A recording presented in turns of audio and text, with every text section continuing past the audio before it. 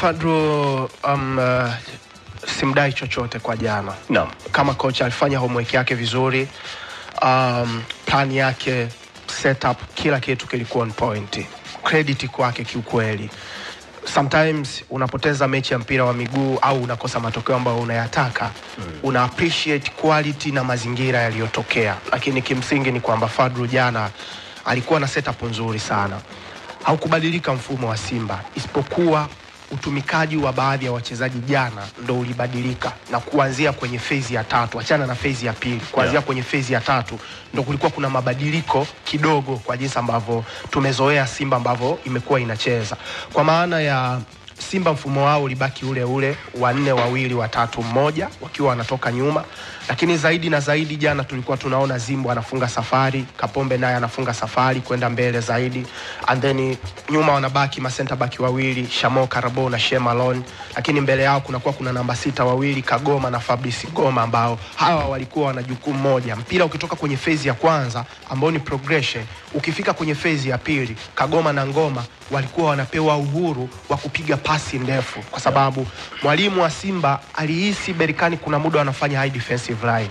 Kwa hiyo alihitaji Mkwala kutumika kama target man. Kwa hiyo Simba wakifika kwenye phase ya pili walikuwa wanajaribu kupiga mipira mirefu moja kwa moja ili kwenda kwa Mkwala. Na ni kwa sababu nyuma ya Mkwala kulikuwa kuna wachezaji watatu ambao wanaweza kushinda second balls, kwa maana ya Elie Mpanzu, lakini pia alikuwepo Budo Mutale na Jean Chalea. Hawa wote walikuwa wanatumika kuweza kushinda zile second balls. Ila kwa bahati mbaya ni kwamba Mkwala hakuwa na usahihi wa kuweza kureceive ile mipira na kuhold ili iweze kuja kupokelewa na hawa namba 10 watatu ambao nimewataja. Na ni kwa sababu mipira mirefu mingi ambayo ilikuwa inapigwa ilikuwa inakutana na center back wawili wa Berkane ambao wote ni tunasema ni warefu kweli kweli. Ukimtazama Dayo ni dominant hewani. Yaani kila mpira mrefu ambao ulikuwa unapigwa Dayo alikuwa wa kwanza kuweza kuwini. Lakini ukimtazama Taifu naye ni center back ambaye ana experience, amecheza Malaga, ni mrefu kweli kweli hewani. Kwa hiyo Mkwala akawa anapata shida sana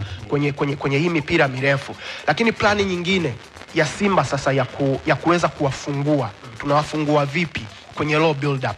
Kwenye low build up tumezoea mara nyingi sana Mpanzu huwa anaingia ndani, Haua na Mutale wanatengeneza idadi ya namba 10 watatu. Lakini kilichotokea, mwalimu hapa alihitaji kumfanya Mpanzu kuwa mchezaji free. Hawe free kabisa, hana role maalum. Na ni kwa sababu gani?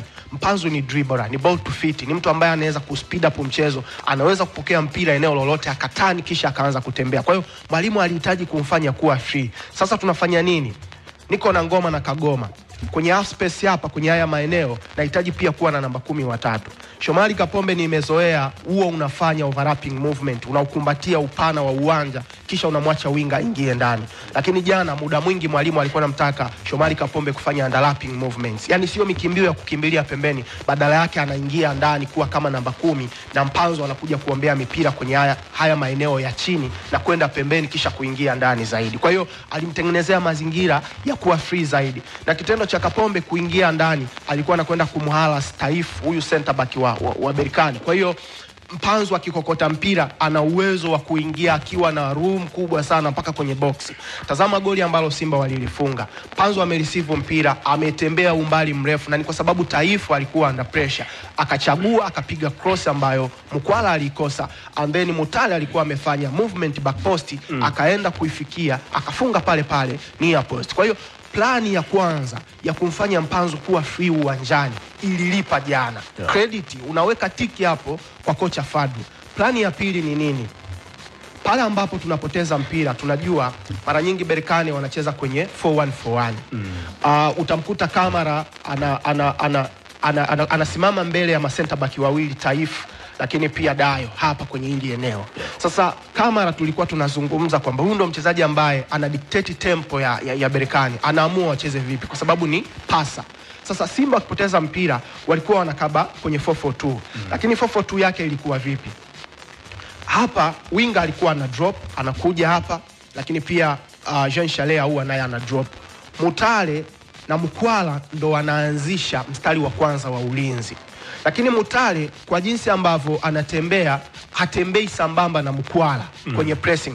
Badala yake Mkwala ndo anatumika kama trigger. ya kwenda kuwa press ma center back wawili wa Berkane. Kisha Mutale ana drop kidogo kuwa sambamba na Kamara. Ndio maana muda mwingi sana ukiona Kamara alipo ulikuwa unamuona Mutale. Kwa sababu Mutale kimo chake ni mfupi lakini ana energy. Muda mwingi sana Mutale alikuwa Kamara. Na kwa sababu Fadu hakutaka kumpa muda wa kutosha Kamara achezee mpira. Kwa sababu ukimpa mpira muda mrefu ana uwezo wa kuchagua aweke wapi pasi na mkajikuta kwenye hatari. Kwa plani ya pili ya coach Fadu ni kwamba Kamara sihitaji kumpa uhuru. Nafanya vipi wakati huo unahitaji kupress? Mkwara wewe ni pressing machine. Nenda kawaharas ma center back wa Berkane. Kisha wewe Mutale utadrop kidogo kuja kutembea na huyu namba 6 Kamara, unamaki kweli kweli.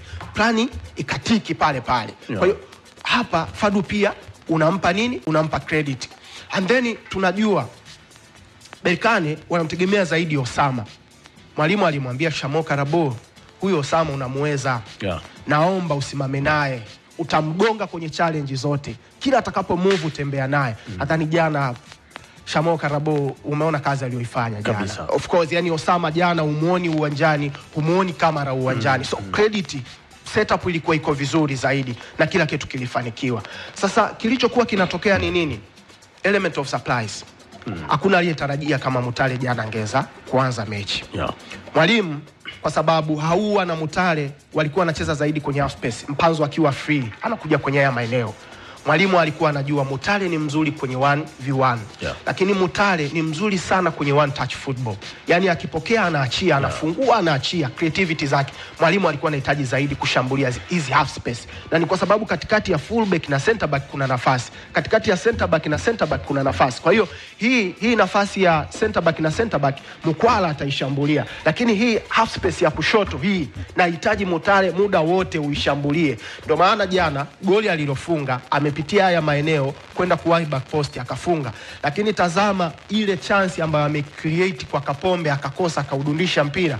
Pia alikuwa amepita kwenye hii half space ya upande wa kushoto akapiga cross, kwa bahati mbaya Kapombe akaenda kukosa ule mpira. Kwa upande wa Berkane jana nadhani ishu kubwa sana ambayo ilikuwa inafanyika ni tuliona hati ya kiulinzi zaidi. Kwanza kitu cha kwanza walihitaji slow tempo ya mchezo. Kwa sababu Simba wanahitaji kucheza kwa kasi kweli kweli na hususa wakiwa nyumbani. Waarabu hawawezi hayo mazingira wakiwa away. Kwa muda mwingi sana wakipata mpira walikuwa wanajaribu kupiga pasi fupi fupi. Yani unaona kabisa wana slow tempo ya mchezo, wana slow. Na bila mpira sasa shape yao ilikuwa ni 4, 5, 1. Unamuona Osama anabaki, timu ikiwa imepoteza mpira anabaki anatengeneza mstari wa kwanza wa kiulinzi. Lakini unamuona Riai huyu winga, lakini unamwangalia Mehiri, Rabiri, Kairi na Kamara, wote wana drop kwenye mstari wa pili, wanatengeneza mstari wa viungo watano. Kwa hiyo walikuwa wanalinda 4, 5, 1. Lakini bado tukiri kwamba Simba waliwapa changamoto kabla ya kupata red card. Na nadhani baada ya red card dakika ya 50 kila kitu kilikwenda kubadilika. Kila kitu kilienda kubadilika. Yani mwelekeo wa mchezo ulienda kubadilika kwa sababu tayari mmepunguzwa, mko 10 uwanjani, kuna shimo kubwa sana. Mwalimu Fadu akawa anamtaka Jean Charles au kudrop kuja kuungana na Ngoma kutengeneza idadi ya namba 6 wawili. Kisha Mutale anabaki in between kama namba 10 peke yake. Kitu ambacho kilikuwa kinawapa kazi nyepesi sana Berkane kuweza kuokoa kwa sababu katikati kuna mtu alikuwa ameondoka ambaye pia ana uwezo wa kuleta madhara makubwa.